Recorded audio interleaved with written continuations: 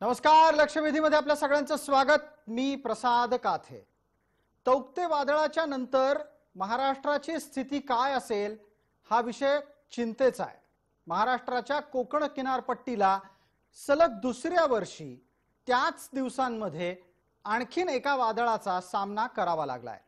निसर्ग चक्रीवादळाच्या नुकसानीतून कोकण किनारपट्टी कशीबशी सावरते न सावरते, तोच याच किनारपट्टीला आणखीन एकदा तौक्ते चक्रीवादळाचा सामना करावा लागला. तिथं असलेल्या अनेक फळपिकांचं नुकसान झालं.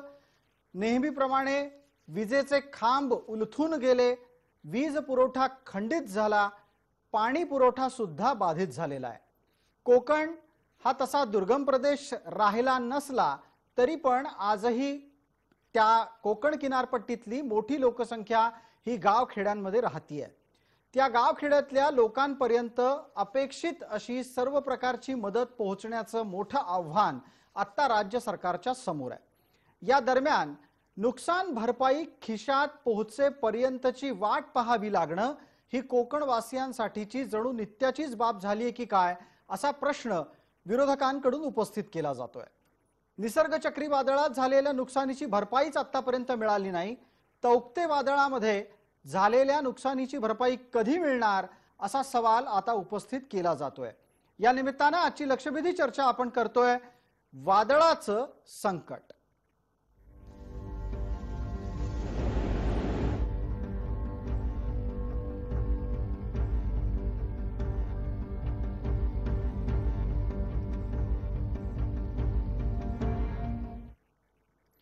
या चर्चेत आपल्याबरोबर सहभागी होणारे दोन मान्यवर कोण आहेत त्यांचा मी आपल्याला पटकन परिचय करून देतो. आपल्या सोबत राज्याचे मंत्री उदय सामंत आहेत. तसंच आपल्या सोबत भारतीय जनता पार्टीचे कोकणातले नेते प्रमोद जठार आहेत. ते माजी आमदार सुद्धा राहिले आहेत. सर्वप्रथम उदय सामंत यांना माझा थेट प्रश्न आहे. उदय सामंतजी, आपण कोकणातल्या परिस्थितीचा आढावा घेतलेला आहे का, आणि या संदर्भातला आढावा आपण कोणत्या पातळीपर्यंत घेत कार्यालयीन कामकाज पुढे नेलाय?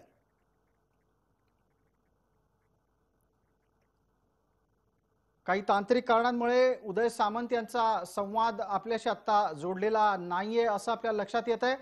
एकदा चर्चेला पुढे नेण्यापूर्वी आमचे प्रतिनिधी कोकणातून आपल्याला सांगतायत की कशा प्रकारे कसं नुकसान झालेलं आहे.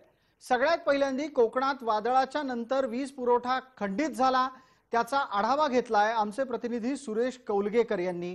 विजेचा पुरवठा खंडित झाल्यानंतर मालवण आणि सिंधुदुर्ग परिसरातल्या एकूणच घटनेचं चित्रीकरण त्यांच्या या बातमीदारीतून आपल्या समोर येईल. सिंधुदुर्ग जिल्ह्यात तौक्ते चक्रीवादळाचा मोठा फटका हा बसलेला दिसतोय. आज जर बघितलं तर संपूर्ण सिंधुदुर्ग जिल्ह्यातील जो 80% भाग आहे तो पूर्णतः काळोखमय आहे. ठिकठिकाणी मोठी झाडं पडून पूर्णतः वीज प्रवाह तो पूर्णतः खंडित झालेला दिसतोय. एकंदर पाहिलं तर संपूर्ण सिंधुदुर्ग जिल्ह्याचा विचार करता जवळजवळ 6 कोटीचं अंदाजित नुकसान झालेलं आहे. त्यामध्ये जवळजवळ 2060 घरांचं हे नुकसान झालेलं दिसतंय. तर सर्वात जो मोठा फटका आहे तो वीज वितरणाला आहे आणि वीज वितरणचा मोठा फटका ठिकठिकाणी दिसतोय.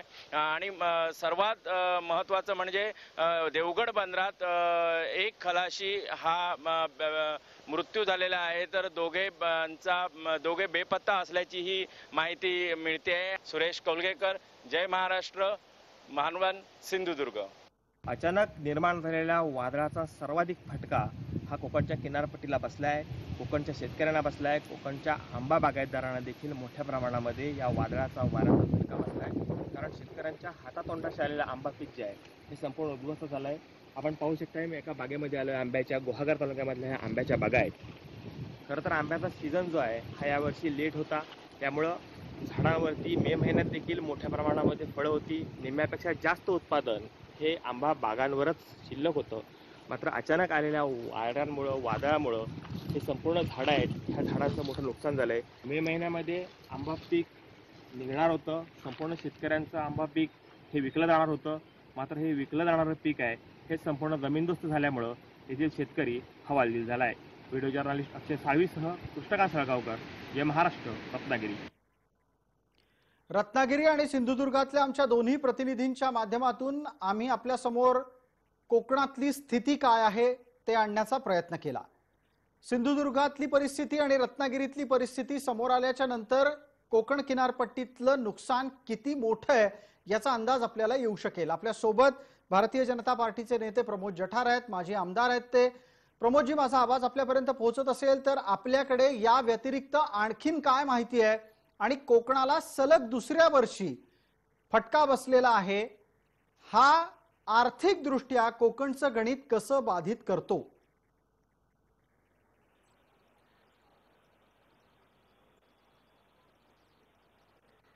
नमस्कार।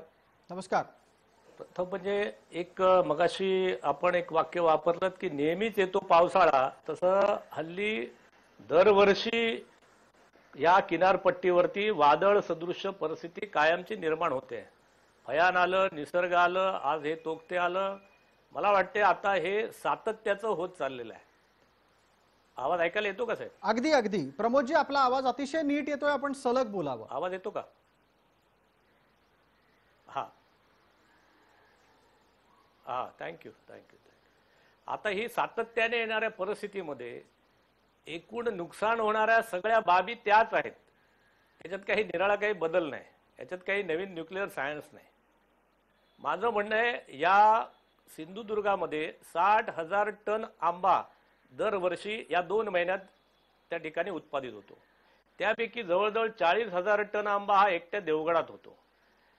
जवळजवळ 1,00,000 टनाच्या 80,000 ते 1,00,000 टन आंबा दरवर्षी 2 महिन्यामध्ये रत्नागिरी जिल्ह्यात होतो। म्हणजे एकूण दोन्ही आपण पकडलं तर साधारणतः 1 ते 1.5 लाख टन आंबा या 2 महिन्यामध्ये उत्पादित होतो। एकतर आंबा हा उशिरा आला, आपण 50% यावेळेचं उत्पादन पकडलं तर जवळजवळ 60-70 हजार टन आंबा यावेळेला एकूण येणार होता। आणि हा जो आता 15 मे पासून जो हा वादळ सदृश परिस्थिती झाली, त्यामुळे शेवटचा जो आहे साधारणतः 10 ते 15 हजार टन आंबा यावेळेला फुकट गेला।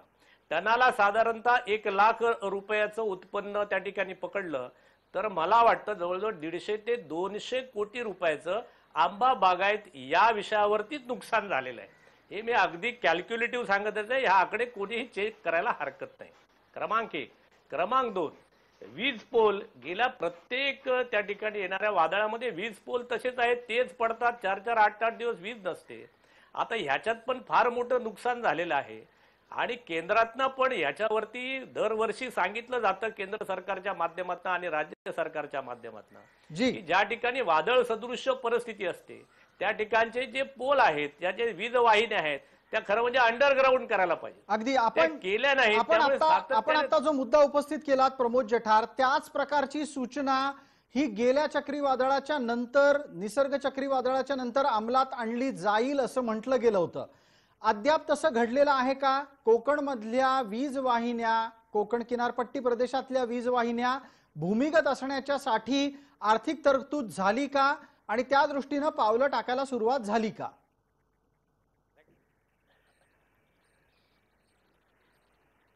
माझ्या माहितीप्रमाणे आमचे मागचे माजी ऊर्जा मंत्री बावनकुळे साहेब यांनी अशा प्रकारची योजना सुरू केली होती।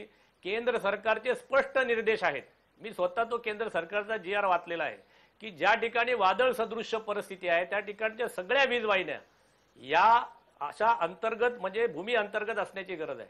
मला वाटते महाराष्ट्र सरकारने अजूनही याच्यामध्ये पाठपुरावा करून, केंद्र सरकारच्या बरोबर पाठपुरावा करून संपूर्ण कोकण किनारपट्टीच्या या वीज वाहिन्या पहिल्या अंडरग्राऊंड करण्याची तातडीची गरज आहे। या पुढच्या, नाहीतर पुढच्या वर्षीला परत, आज पहिलं भयान आलं, मग निसर्ग आलं, आज तोक्ते आलं आणि पुढच्या वर्षी कुठलं तरी फोक्ते आंदोलन येईल, वादळ येईल। हे वादळ काही थांबणार नाही, ते कोणाच्या हातात नाही, ते निसर्गाचंच आहे। त्यामुळे माझं म्हणणं जे माणसाच्या हातात आहे त्या गोष्टी प्रमोदजी आपल्याशी चर्चा सुरू ठेवूच। दरम्यान विजय वडेट्टीवार यांनी नुकसानीच्या अंदाजाबाबत ज्या वेळेला माहिती घेतली त्या संदर्भात वक्तव्य केलंय। त्यानिमित्तानं सरकारची चक्रीवादळाच्या नुकसानीबाबतची ती एक अधिकृत प्रतिक्रिया समजली जातीये। काय म्हणतायत विजय वडेट्टीवार ते ऐकूया। घरांचं झालेलं आहे, गोट्यांचं नुकसान झालेलं आहे आणि इलेक्ट्रिक विभागाचं MSEBीचं प्रचंड नुकसान झालेलं आहे। 2 दिवसापूर्वी माननीय मुख्यमंत्री महोदयांनी या संदर्भात आढावा बैठक घेतली होती. आम्ही आवश्यक असलेल्या सूचना आणि दक्षतेचे त्यांना आम्ही आदेश दिले होते दक्ष राहण्याचे. परंतु झालेलं नुकसान हे आता प्राथमिक अंदाजानुसार कालपासून आम्ही माहिती घेतो आहोत. तर पुन्हा हे जे झालेलं नुकसान आहे यामध्ये अधिक वाढ होण्याची शक्यता आहे. आत्ता झालेलं नुकसान हे प्राथमिक आहे, त्यात आणखीन वाढ होऊ शकते असं सरकार सांगत असताना प्राथमिक नुकसानीचा अंदाज व्यक्त करत नाहीये. प्रमोद जठार आपल्या सोबत आहेत. प्रमोद जठार, एक अंदाज जर बांधायचा असेल तर प्राथमिक दृष्ट्या किती कोटी रुपयांचं नुकसान महाराष्ट्राचं झालेलं असू शकतं?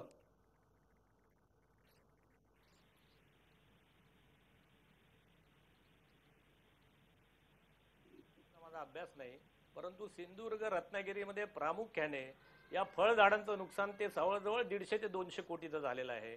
MSCBचं जे सरकारी नुकसान आहे वीज वाहिन्यांचं ते जवळजवळ तेवढे 100-1 कोटी रुपयाचं आहे. इतर झाडं जे आहेत, नारळ असेल, काजू असतील, यांचं 50 कोटीचं नुकसान झालेलं आहे. घरं बागायते आहेत, मच्छीमार आहेत, याचं सगळ्यांचं नुकसानीचा आकडा पकडला तर मी आज तुम्हाला निश्चित सांगू शकतो, मंत्री महोदय सांगू शकत नाहीत, पण मी मात्र निश्चित सांगतो, या कोकणाच्या किनारपट्टीवरती जवळजवळ 500 कोटीचं नुकसान हे प्रत्यक्ष आणि अप्रत्यक्ष झालेलं आहे. अगदी प्रमोद जठार, आपण असं म्हणता आहात की आत्ताच्या घडीला एक प्राथमिक अंदाजानुसार 500 कोटीचं नुकसान असेल. आता कोकण किनारपट्टीमध्ये सिंधुदुर्ग आणि रत्नागिरीत झालेल्या या नुकसानीचा परिणाम पुढचे 6 महिने वर्षभर जाणवेल की आणखीन दीर्घ काळ तो जाणवू शकतो? कारण गेली सतत 3 वर्ष कोकण किनारपट्टी दुर्दैवाचे दशावतार पाहतीये.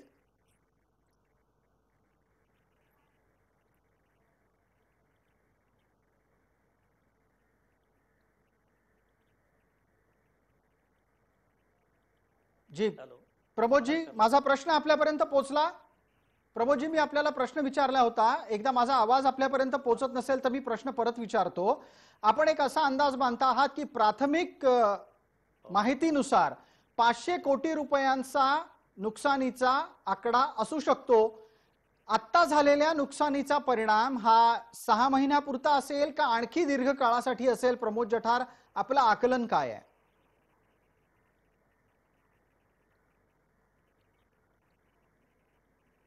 बघा, काही नुकसान हे कायमस्वरूपी आहे. आंब्याचं झाड उकळून पडलं, 15 वर्ष 20 वर्षाचं झाड पडलं, ते पुढचे 5-10 वर्ष ते पुन्हा होणं नाही.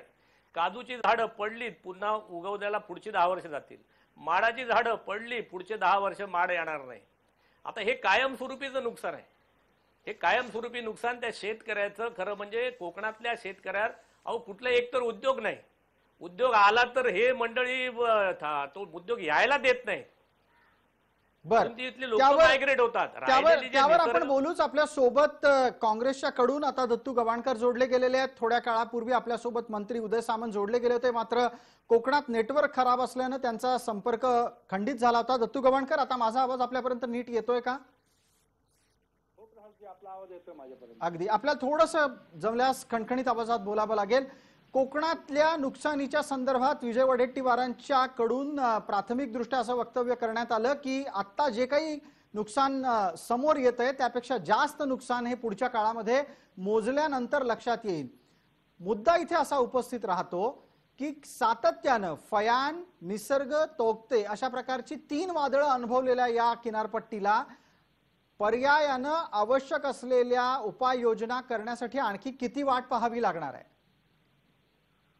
बिलकुल. याकरता जे आता माझे मित्र प्रमोद जठारजींनी सांगितले की 500 कोटींचं नुकसान झालेलं आहे, माझ्या अंदाजाने 500 पेक्षा जास्त कोटींचं नुकसान या ठिकाणी कोकणात झालेलं आहे. आणि राज्य सरकार सर्वतोपरी या ठिकाणी सहाय्य देईल याबद्दल माझ्या मनामध्ये कोणतीही शंका नाही. आणि याकरता राज्य सरकार योग्य ती पावलं उचलत आहे. कालच आदित्य ठाकरे यांनी सांगितलं. त्याचप्रमाणे मुख्यमंत्री याकरता आश्वस्त करत आहेत की जे काही नुकसान झालंय ते भरपाई करून देण्याच्या करता राज्य शासन हे कटिबद्ध आहे. बर, आपण असं म्हणता आहात की राज्य शासन कटिबद्ध आहे. आत्ताच्या घडीला ज्या ज्या पद्धतीचं नुकसान झालं त्याची आढावा घेण्याची प्रक्रिया सुरू झालेली आहे. दत्तू गवाणकर, एक आणखीन प्रश्न मग उपस्थित होतो. वीज वाहक तारांचं खंडित होणं हे कोकणासाठी नवीन नाही अशा प्रकारच्या नैसर्गिक आव्हानांमध्ये, मात्र त्यासाठी सांगितलेल्या उपाययोजना का पूर्ण होत नाहीयेत हा एक महत्त्वाचा प्रश्न थोड्या वेळापूर्वी प्रमोद जठार यांनी उपस्थित केला होता। किनारपट्टी भागातल्या वीज वाहक तारा भूमिगत असाव्यात अशा प्रकारचे निर्देश असताना त्याचं काम पूर्ण का झालं नाही वर्षभरात? बिलकुल प्रमोदजींचा प्रश्न हा योग्य आहे। या तऱ्हेने काम करण्याच्या ज्या सूचना आहेत एमएससीबीचे आता वारंवार बघा तुम्ही कोकणावरती वारंवार या तऱ्हेचं काही ना काहीतरी संकट भोंगावत आहे प्रत्येक वेळी एमएससीबीचे। आता याच्या आधी कोरोना संकट आलं त्या काळामध्ये एमएससीबीच्या लोकांना त्या ठिकाणी काम करताना किती त्रास झाला, लोकांना त्याकरता म्हणजे त्या काळामध्ये या लोकांनी अविरत अशी सेवा दिली। परंतु त्यांचा प्रश्न योग्य आहे, त्यांचं म्हणणं योग्य आहे की या तऱ्हेने कोकण पट्टीमध्ये या भूमिगत ज्या आहेत त्या वाहून नेल्या पाहिजेत आणि त्याकरता लवकरात लवकर पावलं उचलून या दत्तू गवाणकर वेळ का लागतोय याचं उत्तर हवंय। वेळ का लागतोय? वेळ लागू नये। आता कोरोना काळाला 2 वर्ष तर कोरोना काळामध्ये आपली गेलीत। यावेळेला हे काम करताना अनेक अडचणी आहेत। राज्य शासनाकडे तुम्ही बघाल तर सर्व ह्या गोष्टींना, सर्व संकटांना, सर्व अडचणींना मुकाबला करताना अनेक अडचणी राज्य शासनाच्या समोर उभ्या आहेत आणि अशा अडचणीतून मार्ग काढत असताना अशा यांना विलंब होत असेल, परंतु तो विलंब होऊ नये तातडीने या ठिकाणी। दत्तू गवाणकर, आपण अशी अपेक्षा व्यक्त करता आहात की प्राप्त परिस्थितीमध्ये विलंब होऊ नये। मला विचारायचं झारीतले शुक्राचार्य कोण आहेत प्रमोद जठार, ज्यांच्यामुळे कोकणाच्या साठी मदतीचं पॅकेज पोहोचत नाही, पोहोचलं तर मिळत नाही, मिळालं तरी पण त्यातला हिस्सा काढून घेतला जातो? कारण याआधी निसर्ग वादळामध्ये मदतीची आश्वासनं झाली, ती पोहोचली आहेत का? तौक्तेच्या नुकसानीची भरपाई करणारी आश्वासनं मिळायला आता सुरुवात होणार आहे।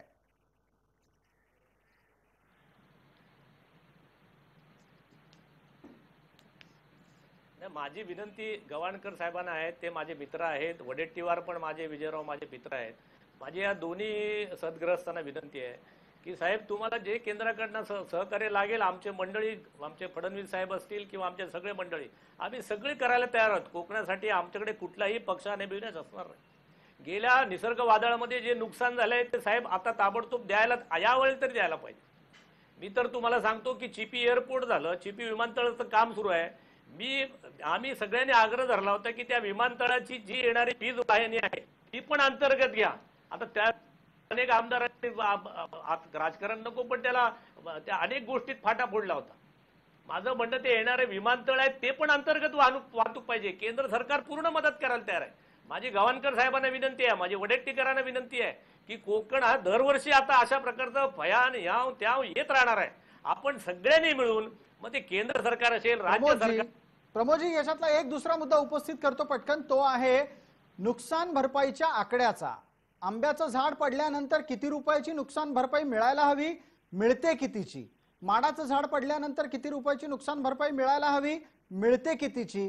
आणि घोषित झालेली नुकसान भरपाई हातात पडायला किती वाट पाहावी लागते कोकणी माणसाला?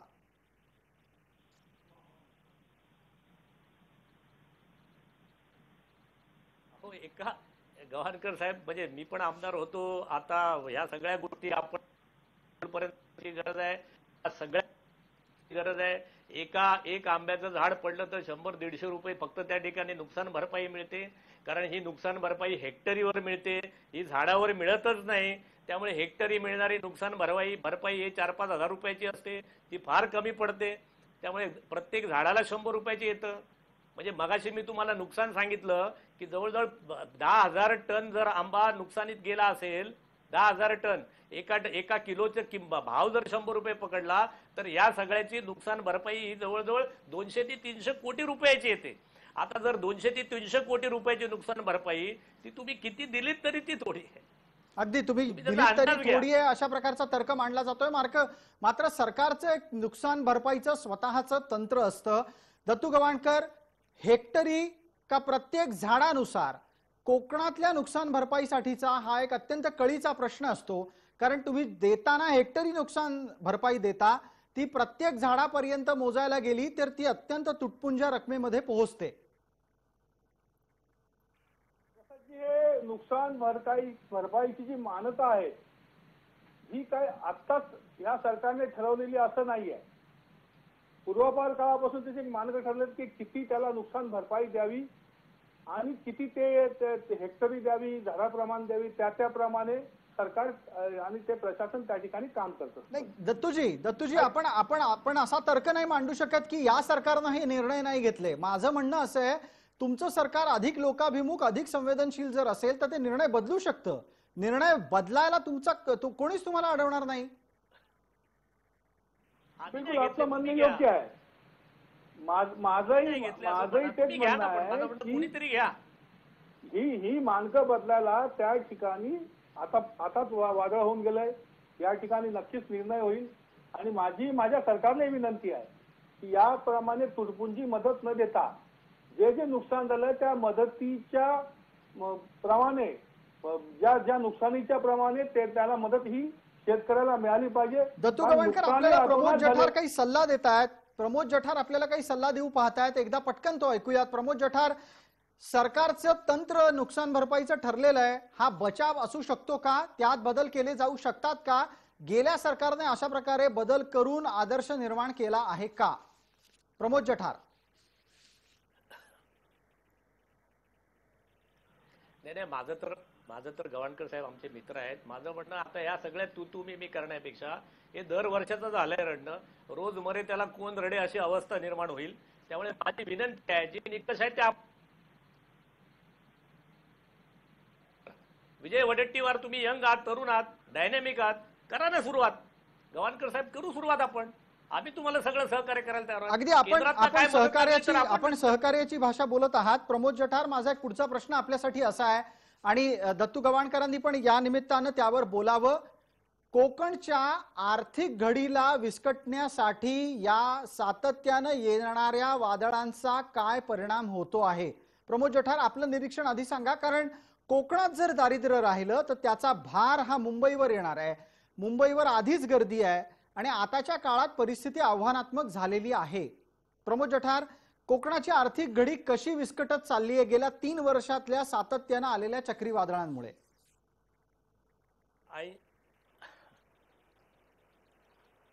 बंधू, 80% कोकणातली घरं बंद आहेत. 80%. ती फक्त गणपतीत आणि दिवाळीत कधीतरी किंवा होळीमध्ये उघडतात. 80% घरं बंद आहेत. सगळी मंडळी येऊन मुंबईत, पुण्यात, गोव्यात, अगदी परदेशात जाऊन थांबलेली आहेत. कारण कोकणामध्ये उदरनिर्वाहाचं साधन नाही. जी थांबली आहे ती राम भरोसे, निसर्ग भरोसे थांबलेली आहेत आणि ती सुद्धा अशी या वादळांमध्ये मारली जातात. कोकणाचं आर्थिक गणित तेव्हाच होईल की कोकणाला एक खूप चांगला तगडा एक प्रकल्प येईल की जो कोकणाला आत्मनिर्भर करेल. कोकणाच्या प्रत्येक घरात रोजगार निर्माण होईल असा देईल, असा काहीतरी मोठा प्रकल्प जो आमच्या माध्यमातून आम्ही रिफायनरीच्या आम्ही प्रयत्न करत होतो. आमचे प्रयत्न योग्य होते अयोग्य होते काळ ठरवेल, पण आम्ही एक ठरवत होतो की 1.5 लाखांना रोजगार मिळाला माणसांना तर किमान ही आंब्याची झाड. काही तांत्रिक कारणांमुळे वारंवार प्रमोद जठार यांचा संपर्क तुटतोय. दत्तू गवाणकरांना संधी देऊयात, वेळेची मर्यादा आहे. दत्तू गवाणकर, कृपया आपण या गोष्टीकडे लक्ष द्या. महाराष्ट्र समृद्ध बनवायचा असेल तर त्याचा प्रत्येक भाग हा समृद्ध असला पाहिजे. कोकण अशा प्रकारे जर खितपत पडायला लागला तर त्याचा परिणाम महाराष्ट्रावर सुद्धा होणार आहे. मला वाटतं मुंबई पुण्याच्या पलीकडे जाऊन राजकारण पाहण्याची गरज आहे, समाजकारण करण्याची गरज आहे. दत्तू गवाणकर. बिलकुल प्रसादजी, कोकण हे खितपत पडता कामा नये. कोकणाला आर्थिकदृष्ट्या सक्षम करण्याकरता सरकारांनी, दोन्ही सरकारांनी हात द्यायला हवं. इथं काळाची गरज आहे. कोकण हे अनेक अशा या वादळांमध्ये पिचलेलं आहे, त्रासलेलं आहे, गांजलेलं आहे. तेव्हा खरी वेळ आहे की कोकणाला सरकारांनी साथ दिली पाहिजे. त्याचबरोबर सरकारच्या अडचणी बघा, गेल्या 2 वर्षामध्ये कोरोनामुळे महसूल जो आहे तो राज्याला कमी येतोय. त्यातच 48,000 कोटीच्या वरती जो थकबाकी केंद्राकडे आहे ती केंद्राकडची थकबाकी येण्याची बाकी आहे. आणि अशा स्थितीमध्ये राज्य सरकार असताना या अडचणी एका पाठोपाठ एक वाढतच आहेत. तेव्हा खरोखरच गरज आहे की कोकणाला हा सरकारांनी हात द्यायला हवं. कोकण समृद्ध व्हायला पाहिजे. कोकण सुजलाम सुफलाम व्हायला पाहिजे, हीच माझी इच्छा आहे. अगदी आपल्या अपेक्षेप्रमाणे घडो अशी आत्ताच्या घडीला कामना करावी लागेल.